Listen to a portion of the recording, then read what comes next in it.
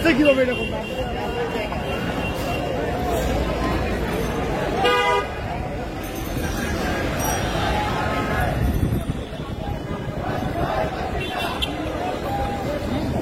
ব্যস্ত লেখে আমাদের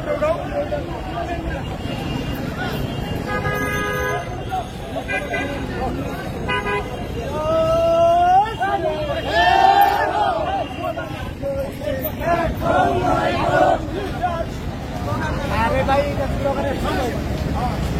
আমি পায়ের কিছু হলে আমি পায়ের কিছু হলে আমি পায়ের মুক্তি চাই আমি পায়ের মুক্তি চাই মুক্তি মুক্তি মুক্তি চাই জিন্দাবাদ জিন্দাবাদ জিন্দাবাদ জিন্দাবাদ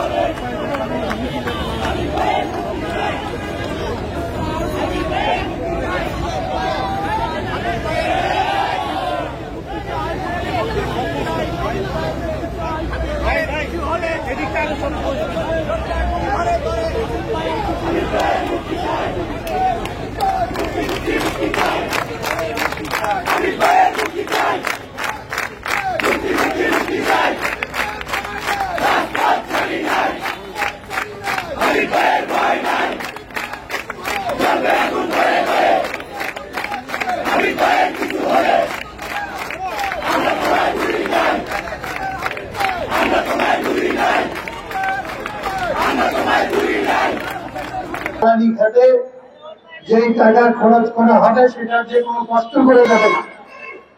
এই আইনের মাধ্যমে তারা করে শুধুমাত্র বিদ্যুৎ খাতে বসিয়ে রেখে 26,000 কোটি টাকা আর স্বীকৃত মতে সারা দুনিয়ার দামের সাথে বাড়তি দাম নিয়ে প্রতি লিটারে 8 টাকা করে 8,000 কোটি টাকা, তার মানে হচ্ছে প্রায় 34,000 কোটি টাকা তারা এইখান থেকে কেনাবেচা থেকে নিয়ে যায়।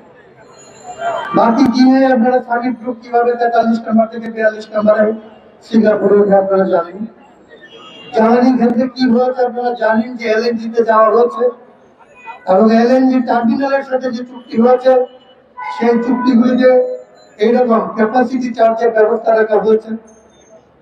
তার মানে হচ্ছে বাংলাদেশকে লুটপাট করার জন্য এবং লুটপাট করে টাকা বিদেশে নিয়ে যাওয়ার জন্য একটা বৈধ পথ, মানে আইন অনুযায়ী যেটাকে আপনি চ্যালেঞ্জ করতে পারেন না, আইন অনুযায়ী যেটাকে আপনি দুর্নীতি বলতে পারেন না, আইন অনুযায়ী যেগুলি নিয়ে আপনি মামলা করতে পারেন না, এই রকমের একটা পদ্ধতি আছে। এই পদ্ধতির বাইরে তারা আরেকটা কাজ করেন। আপনারা জানেন যে সামিট গ্রুপের উপরে এখন সালাম গ্রুপ $2 মিলিয়ন তারা $2 বিলিয়ন তারা সিঙ্গাপুরে বিনিয়োগ করেছে। এটা তদন্ত করার জন্য হাইকোর্ট বলেছিল, সুপ্রিম কোর্ট এটাকে না করে দিয়েছে। তার মানে তারা যে আইন বানিয়েছে এইটা তো চ্যালেঞ্জ করা যাবেই না। তাদের আইনের বাইরে তাদের আইন অনুযায়ী যেগুলি বেআইন সেইটাকে তদন্ত করার জন্য আসলে আদালতে যাওয়া যাবে। তার মানে আদালতকে ব্যবহার করা যাবে অন্যায্য কাজের তদন্তে পর্যন্ত বাধা দেওয়ার জন্য। তারপরে তারা কি করবেন, তারা প্রয়োজনে তারা একটা সংসদ বানিয়েছেন, এটা আমি সংসদ বলে আমরা, এখানে প্রয়োজনে তারা আইন পরিবর্তন করেন। আইন পরিবর্তন করে এর আগে পর্যন্ত আমরা বহুবার করেছি, বাংলাদেশে ব্যাংক যতগুলি প্রাইভেট ব্যাংক খোলা হয়েছে তার সবগুলি মিলিয়ে আমরা প্রত্যেকটা ব্যাংক খোলার জন্য আপনারা জানেন পেইড আপ ক্যাপিটাল লাগে 400 কোটি টাকা। বাংলাদেশে যদি 60টা প্রাইভেট ব্যাংক হয় তাহলে আসলে 424,000 কোটি টাকা লাগে 60টা ব্যাংক খোলার জন্য। এই 60টা ব্যাংক যারা 24,000 কোটি টাকা বা 25,000 টাকা করে কোটি টাকা খুলেছেন তাদের হিসাবে সেই ব্যাংকের মালিকেরা ব্যাংকগুলি থেকে ঋণ নিয়েছেন হচ্ছে 2.5 লক্ষ কোটি টাকা। তার মানে 2 লক্ষ কোটি টাকা 25,000 কোটি টাকা বিনিয়োগ করে 2 লক্ষ কোটি টাকা তারা ব্যাংক সেক্টর থেকে বৈধ পদে তুলে নিয়েছেন। তারপরে তারা খেলাপি হয়, খেলাপি হলে আসলে দেখতে খারাপ লাগে, তাদের মর্যাদা কমে, তাহলে সংসদকে ব্যবহার করে খেলাপি ঋণের যে সংজ্ঞা ছিল যে আপনি 3 ইনস্টলমেন্ট যদি না দেন তাহলে আপনি খেলাপি হবেন, সেটাকে কমিয়ে দেওয়া হচ্ছে। তারপরে রাইট অফের ব্যবস্থা করা হচ্ছে। তারপরে আপনার খেলাপিদের রিশিডিউলের জন্য যে পরিমাণ টাকা লাগতো সেটার পরিমাণ কমিয়ে দেওয়া হচ্ছে। তার মানে হচ্ছে বৈধভাবে বাংলাদেশ থেকে ধরেন বিদ্যুতের দাম যদি পারে, আরেকটা কথা বলে আমার কথাটা শেষ করতে চাই, বিদ্যুতের দাম যদি পারে তাহলে তো সমস্ত জিনিসের দাম এমনি বাড়বে। এইটা বিদ্যুৎ কাজে লাগে যে সমস্ত উৎপাদনে, পরিবহন, তার সমস্ত সেক্টরের মূল্য বৃদ্ধি খুব স্বাভাবিক। 1 টাকা মূল্য বৃদ্ধি যদি স্বাভাবিক হয়, সিন্ডিকেট সেখান থেকে 10 টাকা তুলে দেবে, এইটাও খুব স্বাভাবিক। কারণ বাংলাদেশে এই অস্বাভাবিকতাকে একটা স্বাভাবিকতার পর্যায়ে আনা হয়েছে। বাংলাদেশে এইবারও যে নির্বাচনের নামে যে তামাশাটা হয়েছে, এইটার পরে তারা তো ক্ষমতায় আছে, শুধুমাত্র ক্ষমতায় থাকার জন্য, ক্ষমতাকে নবায়ন করার জন্য। যদি এই নির্বাচন রাখতো তাহলে তারা ক্ষমতায় গিয়েছিলেন, তারপরে আর কোনো কিছু দরকার ছিল না।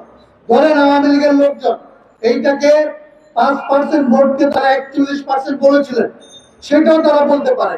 কিন্তু রাষ্ট্রের শীর্ষ পর্যায়ে যিনি থাকেন, আওয়ামী লীগের শীর্ষ পর্যায়ে যিনি আছেন, সংসদের শীর্ষ নেতা যিনি, তিনি যখন টেলিভিশনকে ব্যবহার করে, প্রচার মাধ্যমকে ব্যবহার করে বাংলাদেশের মানুষের সঙ্গে বলেন যে 75 সালের পরে এর চাইতে ভালো কোনো নির্বাচন বাংলাদেশে হয় নাই, তখন এটার ভেতর দিয়ে কিংবা সুপ্রিম কোর্টকে যখন ব্যবহার করা হয় যে পাচারের বিরুদ্ধে কোন ধরনের তদন্ত কার্য চলবে না, এর ভেতর দিয়ে বাংলাদেশকে একটা খবর দেওয়া হয়, বাংলাদেশকে একটা মেসেজ পাঠানো হয়, বাংলাদেশের জনগণকে একটা খবর দেওয়া হয়, যেটার অর্থ হচ্ছে আপনাকে থাপ্পড় মারবে।